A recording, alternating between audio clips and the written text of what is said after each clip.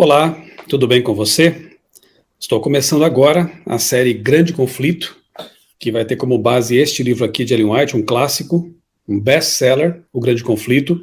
Para você ter uma ideia, publicado em 74 idiomas, com mais de 150 milhões de exemplares vendidos, e esta aqui é a edição Linguagem de hoje, que será distribuída ano que vem, 2023, e também em 2024, aos milhões em todo o planeta.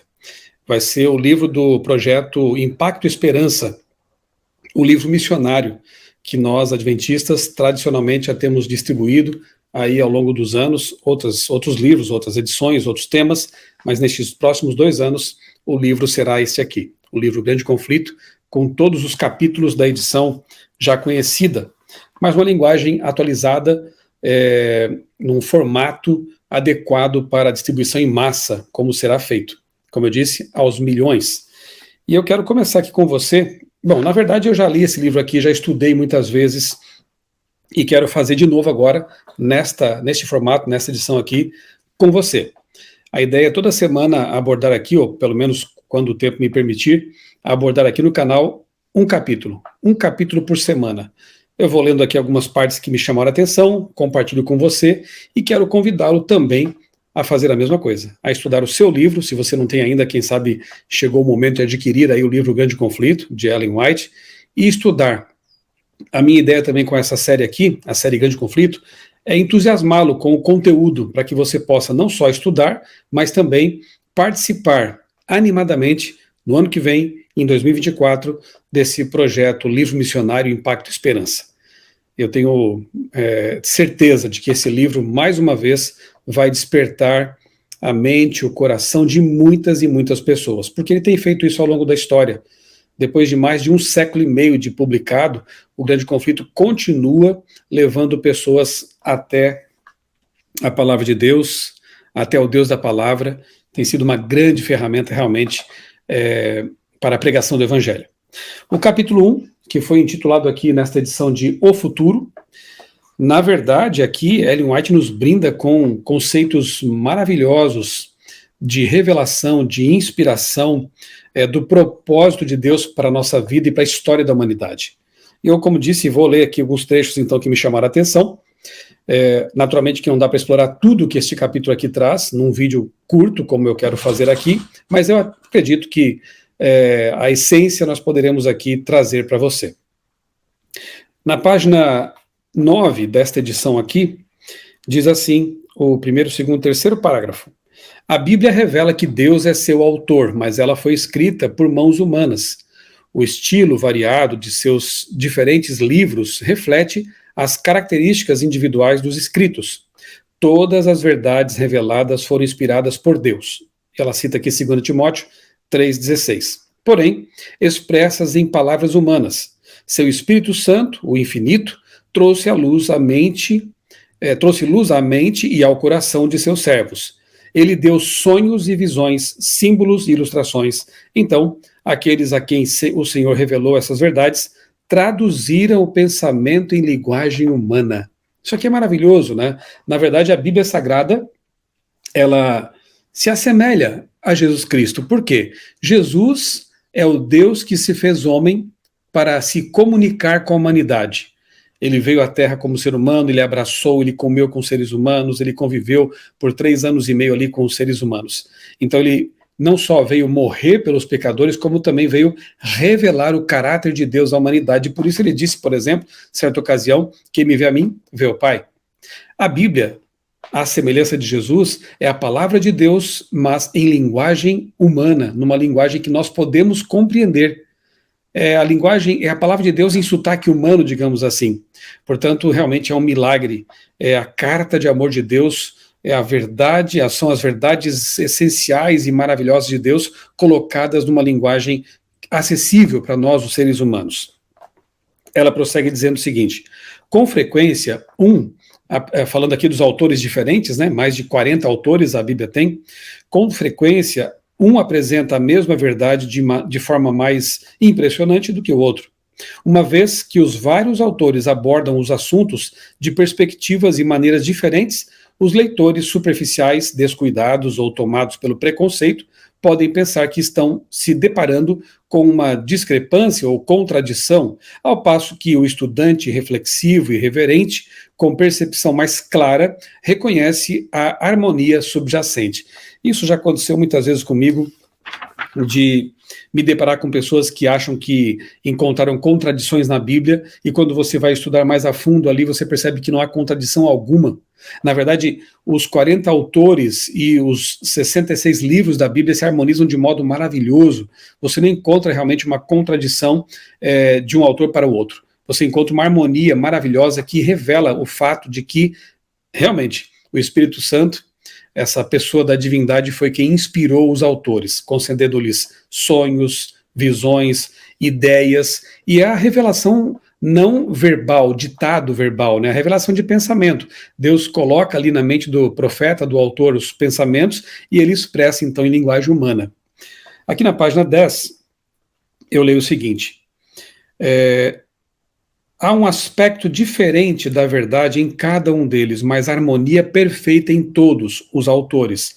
As verdades reveladas dessa maneira se unem para formar um todo perfeito, adaptado para satisfazer as necessidades humanas em todas as circunstâncias e experiências da vida. Mais adiante aqui, a mensagem nos é dada por meio da expressão imperfeita da linguagem humana. Mesmo assim, ela é o testemunho de Deus. O Filho de Deus, obediente e cheio de fé, identifica nessa mensagem a glória do poder divino cheio de graça e verdade. Em sua palavra, Deus nos deixou o conhecimento necessário para a salvação. Devemos aceitar as Escrituras Sagradas como a revelação infalível e repleta de autoridade de sua vontade. Elas são o padrão do caráter, a revelação de doutrinas e a prova da experiência cristã. Toda Escritura é inspirada por Deus e útil para o ensino, para a repreensão. Aqui ela cita mais uma vez 2 Timóteo 3, 16, 17. Veja que para Ellen White, uma autora inspirada, nós cremos que uma autora, uma profetisa não canônica, tenho aqui meu canal, inclusive vídeos sobre ela. Se você quiser conhecer um pouco mais Ellen White, a autora, e seu ministério, digita aí no buscador do meu canal Ellen, com 2 L's, né? Ellen White, e você encontrará um farto material sobre a vida e o ministério dela. E ela diz então que a Bíblia, ela é a revelação infalível e repleta de autoridade da vontade de Deus. É claro que, como ela também diz, né, a linguagem humana é imperfeita, é limitada, mas mesmo assim, a Bíblia é a palavra de Deus revelada pelo Espírito Santo. Mas ainda o nosso Salvador prometeu dar o Espírito para abrir a palavra a seus servos, iluminá-los e ajudá-los a aplicar seus ensinos. Uma vez que foi o Espírito de Deus quem a inspirou, quem inspirou a Bíblia, é impossível que seus ensinos sejam contrários aos da palavra de Deus. Por exemplo, se algum pregador aí que se diz profeta começa a pregar que os mortos estão no inferno, ali sendo punidos eternamente, ou então que o sábado deixou de ter validade, agora é o domingo, dia de guarda, enfim, o que podemos comer qualquer tipo de coisa porque isso foi abolido, podemos comer carnes imundas e beber bebidas alcoólicas, você já fica sabendo de antemão que essa pessoa não fala por Deus. Que a mensagem do Espírito Santo não vai se contradizer. Pregadores modernos, atuais, têm que falar de acordo com a palavra de Deus, que é o aferidor, né, maior, a suprema revelação de Deus. O Espírito Santo, que revelou verdades aos profetas, não iria revelar ideias diferentes para os modernos profetas. Isso já então é um critério para que nós possamos saber se uma pessoa fala em nome de Deus ou se ela fala por si mesma. Mas ainda a obra do Espírito Santo tem sido maculada pelos erros de pessoas que alegam ser iluminadas pelo Espírito e então dizem que não precisam mais da palavra de Deus para guiá-los. É um outro erro muito comum nos nossos dias. Pessoas que se baseiam mais na experiência, por mais subjetiva que ela seja, na experiência mística delas com Deus e não na palavra. Pessoas que dizem que não precisam mais da palavra de Deus para serem guiadas, porque elas já são guiadas diretamente pelo Espírito Santo. Veja como foi a atitude de Jesus nos tempos dele. Ele sempre enalteceu a palavra de Deus. Isso que naquele tempo só havia o Antigo Testamento. Ele sempre dizia: errais não conhecendo as Escrituras, examinais as Escrituras, o que ledes na Escritura, sempre apontando para a palavra de Deus. Lá no deserto da tentação, quando foi confrontado por Satanás, Jesus venceu a batalha citando a Bíblia corretamente, no contexto correto.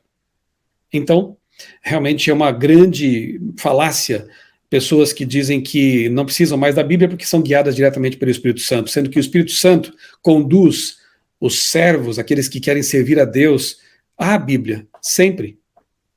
Página 11. Em harmonia com a palavra de Deus, seu espírito continuaria a trabalhar no decorrer da era evangélica.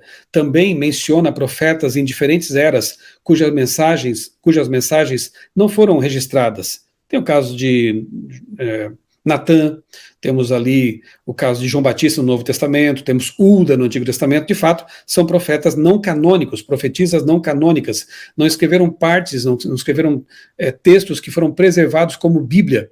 Os profetas bíblicos são os canônicos: Isaías, Jeremias, Daniel, Ezequiel, Abacuque, Sofonias, João, Apocalipse, Paulo. Esses são profetas canônicos, porque seus escritos foram preservados por Deus na Bíblia. Da mesma maneira, depois que a Bíblia foi concluída, o Espírito Santo continuaria a trabalhar a fim de iluminar, advertir e consolar os filhos de Deus. Louvado seja Deus por isso, pelo ministério do Santo Espírito, porque mesmo tendo sido concluída a Bíblia, o Antigo e o Novo Testamentos, o Espírito Santo continua falando à mente das pessoas, continua impressionando os povos, as pessoas que se abrem para Deus. E, como eu disse, procura sempre guiar as pessoas para as verdades contidas na palavra de Deus. Em conexão direta com as cenas do grande dia de Deus, o Senhor prometeu, por meio do profeta Joel, a manifestação especial de seu Espírito. Joel 2, verso 28. Essa profecia se cumpriu parcialmente por ocasião do derramamento do Espírito no dia do Pentecostes. Entretanto, vai se cumprir por completo na demonstração da graça divina que acompanhará a obra final do Evangelho, a chuva serôdia, mas isso é assunto para o futuro. Este livro aqui vai tratar disso aí, e nós vamos analisar aqui também nos nossos vídeos. Página 12. Eu destaco aqui o antepenúltimo parágrafo, ou penúltimo parágrafo. Satanás, em todas as eras, Satanás tem tentado continuamente fazer uma representação incorreta do caráter de Deus, levar as pessoas a se apegarem a um conceito falso do Criador e vê-lo com medo e ódio em vez de amor.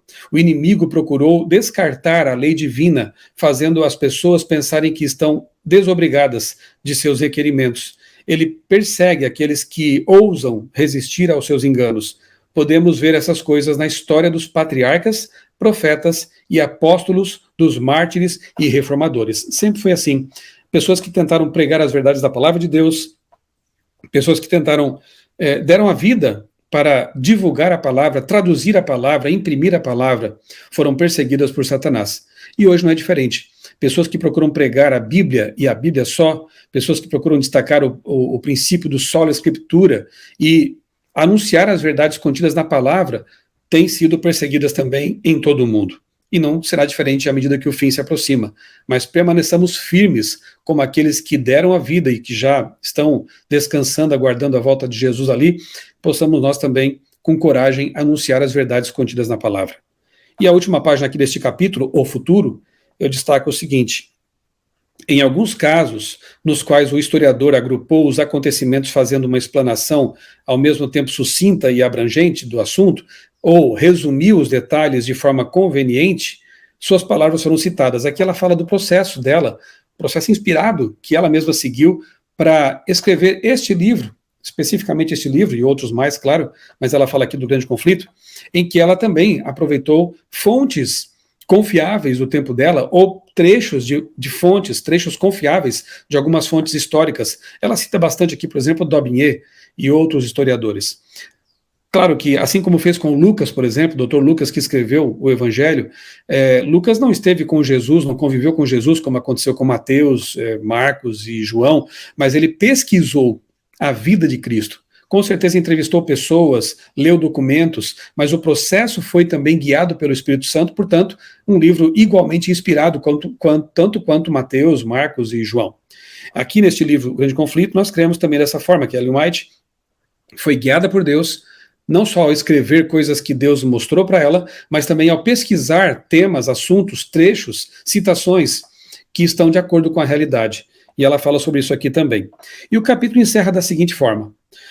Último parágrafo. O propósito deste livro é mostrar as cenas do grande conflito entre a verdade e o erro, revelar os enganos de Satanás e como podemos resistir a ele com sucesso, apresentar uma solução satisfatória para o grande problema do mal, lançando luz sobre a origem e o fim definitivo do pecado de uma forma que revela plenamente a justiça e a bondade de Deus em todo o seu relacionamento com suas criaturas, demonstrando a natureza santa e imutável de sua lei. Minha fervorosa oração, diz Ellen White, é que, por meio da influência deste livro, O Grande Conflito, os leitores sejam livrados do poder das trevas e se tornem dignos de participar da herança dos santos no reino da luz, para o louvor daquele que nos amou e se entregou por nós. Você percebeu como temos realmente coisas muito importantes neste livro? E como vai ser realmente muito importante distribuí-lo no ano que vem, em 2024? Com certeza. É um livro essencial, uma saga milenar e seu final surpreendente. Não perca esses resumos que eu farei aqui, esses comentários que eu falei, como eu disse, toda semana, ou quanto aí o tempo me permitir, um capítulo para a gente analisar, estudar e com certeza ser abençoados também por esse estudo. Tá ok? Um grande abraço, Deus abençoe grandemente a sua vida e também a sua família.